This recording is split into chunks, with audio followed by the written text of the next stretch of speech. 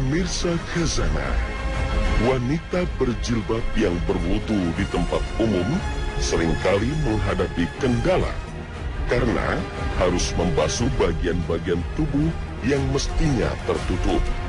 Sementara dalam sholat, duduk tegak atau duduk miring seringkali mengemuka, khususnya jika sholat-sholat yang rokaatnya hanya 2. Karena pada sholat ini duduk tahiyat hanya 1 kali. Mana yang lebih benar? Persoalan akidah tentang nasib kaum muslim kelak di akhirat juga sering mengemuka di masyarakat, yang tak jarang membuat sebagian kita bimbang. Pemirsa, temukan semua jawabannya dalam episode Tanya Khazanah hari ini.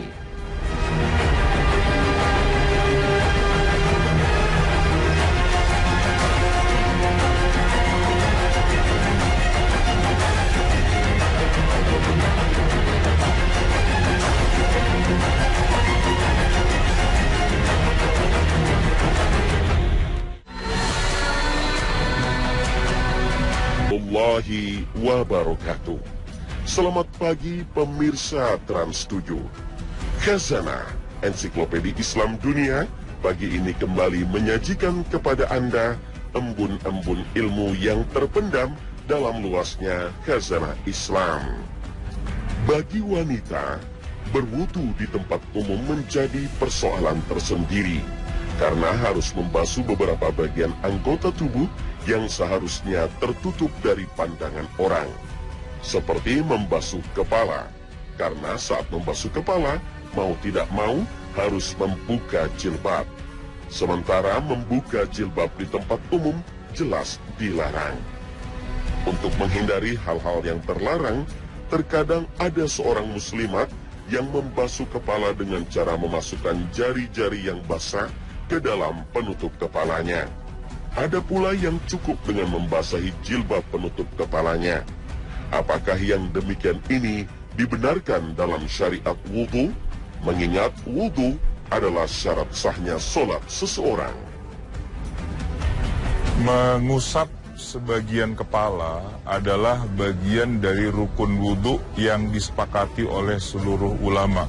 Karena di dalam Al-Quranul Karim disebutkan, kalau kamu mau sholat, faghsilu wujuhakum wa aydiyakum ilal marafiqi wamsahu biru'usikum wa arjulakum.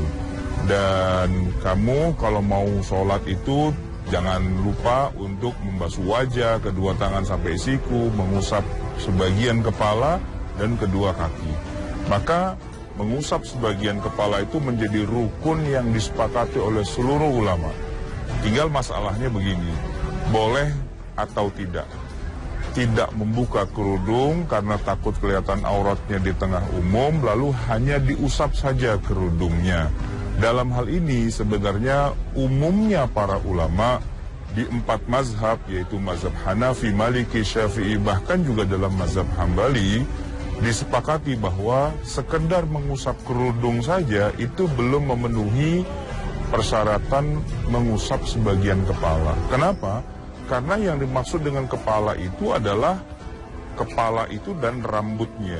Kalau dia tertutup dengan kain, yaitu kerudung dan sebagainya, dan hanya diusap pada kainnya, maka rambut atau kepalanya sama sekali belum terkena air, belum memenuhi rukun dari wudhu tersebut. Nah, oleh karena itulah, maka umumnya para ulama mengatakan itu belum bisa, hanya dengan mengusap kerudungnya saja. Sedangkan sebagian ulama yang lain, misalnya katakanlah Imam Ibnu Taimiyah, memang di dalam Majmu' Fatawa menyebutkan bahwa dalam keadaan yang sangat-sangat darurat, misalnya dalam keadaan yang sangat dingin, atau tidak bisa membuka kerudung karena tidak ada tempat untuk yang tertutup, misalnya untuk dia buka kerudungnya, atau dalam kondisi-kondisi yang lain, dengan alasan darurat, bolehlah kemudian hanya mengusap kerudungnya, tetapi ada syaratnya juga, yaitu kalau bisa sebagian rambutnya pun ikut juga terbasahi. Nah, oleh karena itulah maka para ulama umumnya mengatakan sebaiknya kerudungnya tidak usah dibuka, tetapi dengan trik, yaitu membasahi sebagian dari rambutnya dengan cara apa? Dengan cara memasukkan tangan ini yang dibasahi, ya, karena tangannya harus basah. Namanya mengusap itu adalah mengusap anggota tubuh yang tangannya basah. Nah, tidak harus seluruh permukaan kepalanya, tidak harus seluruh rambutnya basah, sebagiannya saja. Nanti para ulama berbeda pendapat berapa kadar yang dikatakan sebagian, apakah setengah, apa sepertiga dan sebagainya. Tetapi dalam hal ini mazhab Syafi'i mengatakan bahwa asalkan beberapa helai rambut saja sudah bisa dibasahi, maka itu sudah termasuk memenuhi ketentuan dalam mengusap kepala. Nah, bagaimana triknya bisa kita lihat, misalnya begini. Jadi tangan kita sudah kita basahi, kemudian kerudung itu bisa dengan dua cara. Jari-jari kita masukkan ke dalam kerudung ini, dan kena rambutnya basah, maka sudah selesai. Atau bisa juga lewat bagian bawah. Dari dalam kerudung, tangan kita masukkan, kita bisa pegang rambut kita dan sudah basah, maka juga sudah dianggap memenuhi rukun dari mengusap kepala. Oleh karena itu sebenarnya tidak ada halangan bagi wanita untuk tidak bisa berwudu, apalagi tidak sholat dengan alasan, wah banyak laki-laki dan saya tidak bisa kerudung, saya tidak bisa wudu. Tetap bisa melakukan wudu dengan benar, dengan sempurna dan sah, asalkan tahu triknya. Nah, trik yang barusan saya jelaskan itu memang hanya ketika dalam keadaan tidak mungkin melepas kerudung karena takut terlihat auratnya. Adapun kalau tempat wudhunya memang sudah ada khusus buat para wanita, maka tidak mengapa membuka kerudung karena rambut, kepala, dan seterusnya itu kalau untuk sesama wanita kan bukan aurat. Maka bagusnya kerudungnya dilepas untuk bisa melakukan wudhu, mengusap kepala secara sempurna, dua tangannya dibasahi, dari depan ke belakang, sampai belakang kemudian ke depan lagi dengan sempurna. Cukup sekali saja karena memang sunnahnya hanya sekali, tidak 3 kali.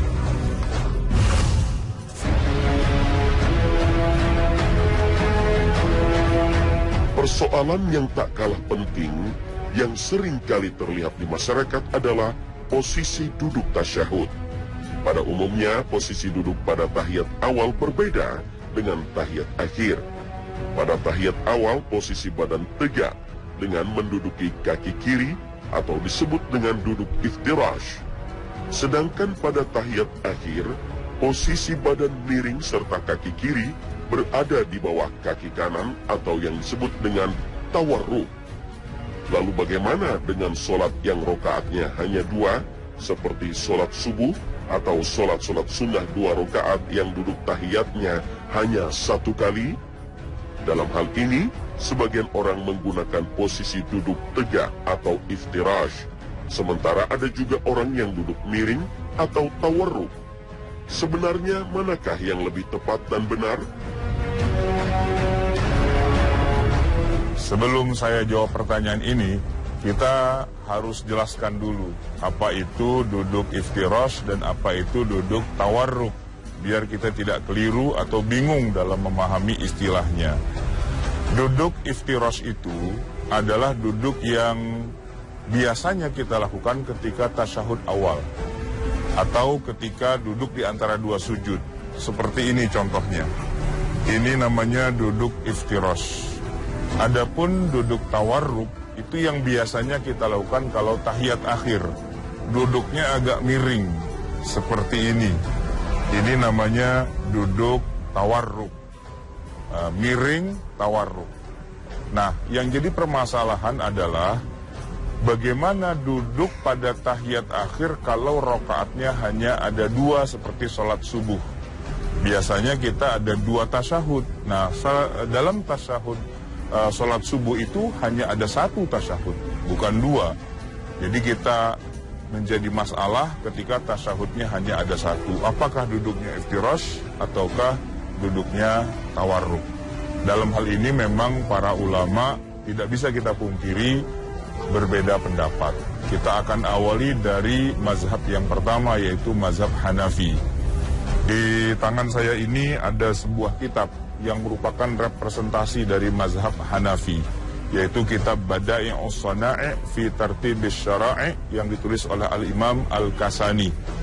Di jilid yang kedua ini di halaman 66 disebutkan bahwa fasunnatu ayyaftarisha rijlahul yusra fil qa'dataini jami'an. Yang disunnahkan itu adalah duduk iftirash pada dua tasyahud itu. Jadi mau tasyahud awal atau tasyahud akhir, pokoknya semuanya adalah duduknya iftirash. Berarti termasuk sholat subuh yang 2 rakaat pun juga hanya duduknya iftirash. Bukan begini, tapi duduknya lurus, yang namanya iftirash. Itu di dalam mazhab Hanafi. Adapun di dalam mazhab Syafi'i, duduk yang dilakukan untuk tasyahud awal adalah duduk iftirash, sedangkan duduk yang tasyahud akhir adalah duduk tawarruk, sebagaimana kita yang umumnya melakukannya di Indonesia. Adapun untuk sholat subuhnya yang 2 rakaat itu, saya punya sebuah kitab judulnya Al-Majmu' Syarah Al-Muhadzab yang ditulis oleh Al-Imam An-Nawawi, ulama besar dalam mazhab Syafi'i, wafat tahun 667 Hijriah.